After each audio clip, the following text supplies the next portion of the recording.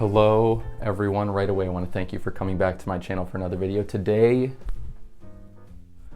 we are once again talking about commonplace books. Specifically though, we're talking about the artistry of commonplace books. But I know the algorithm is waiting for me to get to the point, so why do I think this video is worth your time? I think this video is worth your time because, like I've said in several other videos, I think keeping a commonplace book is in just about everybody's best interest. There's a Joan Didion quote that I want to share with you that today's video is kind of going to be oriented around, so here goes. I think we are all well advised to keep on nodding terms with the people we used to be, whether we find them attractive company or not.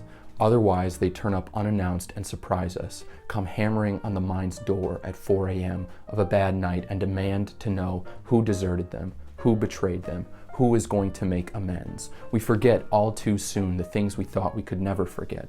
We forget the loves and the betrayals alike, forget what we whispered and what we screamed, forget who we were. I have already lost touch with a couple of people I used to be. Okay, so this, in my opinion, marks the tip of the iceberg when we consider what the art of keeping a commonplace book is. In some of my other videos, I've talked about the commonplace book as a work of art that is uniquely personal. When discussing the importance of keeping a commonplace book, I've said that one of the reasons it's so valuable is that it outsources the issue of memory so that information is made permanent and readily accessible. I think this is the value of the written word. Nothing has to be left to chance. In our commonplace book, we can document the most interesting bits of information we come across. We can document our ideas, our thoughts, our feelings, you name it. We can draw on all of these bits of information at a later date. And in theory, that's exactly what we'll do. Keeping a commonplace book depends primarily upon two things, in my opinion. It depends upon writing in the book, and maybe that's obvious, but also rereading the book. And I think that it's through these two actions that we can begin to concretely conceptualize what the art of the commonplace book is. And it has to do with the Joan Didion quote I mentioned earlier. So I want to pick out one line from the Joan Didion quote in particular. So here goes. I think we are all well advised to keep on nodding terms with the people we used to be, whether we find them attractive company or not. So this sentence, in my opinion, speaks to what it is that I'm trying to communicate about the art of creating and keeping a commonplace book. So from here, let's ask a question. What are we doing when we keep a commonplace book? I think that can kind of get us closer to maybe understanding or nailing down what I mean when I say the art of a commonplace book. And I think the most obvious answer to that question is the materialist one.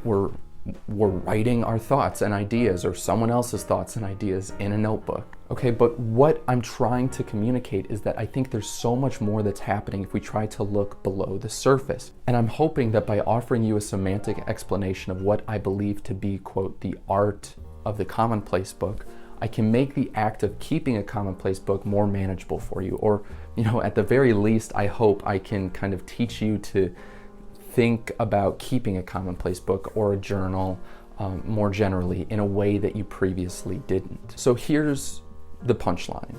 Yes, we're obviously writing our thoughts and ideas or someone else's in a notebook when we write. But to go back to the Joan Didion quote I mentioned earlier, we're giving tangible form to parts of ourselves that might otherwise be easily forgotten were we never to engage in the act of keeping a commonplace book at all. And to build on this, there's another quote that I want to share, written by the famous French writer Marcel Proust. Memory, Proust writes, instead of being a duplicate, always present before one's eye, of the various events of one's life, is rather a void from which, at odd moments, a chance resemblance enables one to resuscitate dead recollections. But even then, there are innumerable little details which have not fallen into that potential reservoir of memory and which will remain forever unverifiable. And this is the point that I want to drive home. Keeping a commonplace book is a way to maintain a connection with our past selves in a way that's as tangible and objective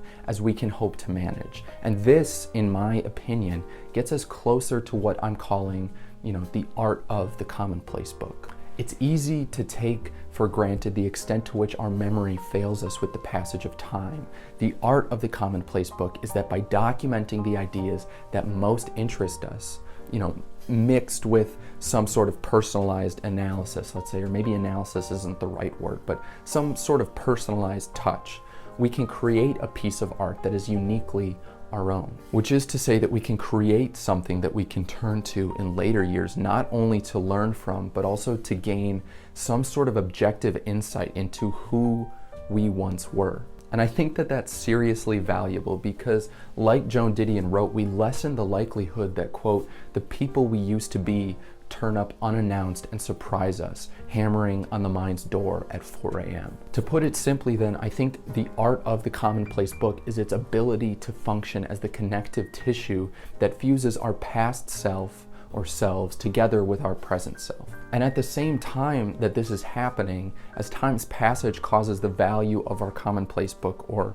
books to compound, the simple act of creating and maintaining a writing habit, which keeping a commonplace book requires, also improves our ability to think, because writing, as I've said in other videos, is a more sophisticated form of thinking, meaning the act of practicing writing develops our ability to articulate ourselves, and I think that's a consolatory point that I make for the sake of, maybe short-term benefit. And because I've spent most of this video discussing the long-term value of the art of keeping a commonplace book, at least as I see it, I want to leave you with something that offers peace of mind in the short term. And here's what I mean by that. In the event that you ever feel like you're wasting your time keeping your commonplace book, know that if nothing else, the beauty of a commonplace book is that it can function as a developmental writing exercise, which I think translates to objectively better communication and analytical skills. That's what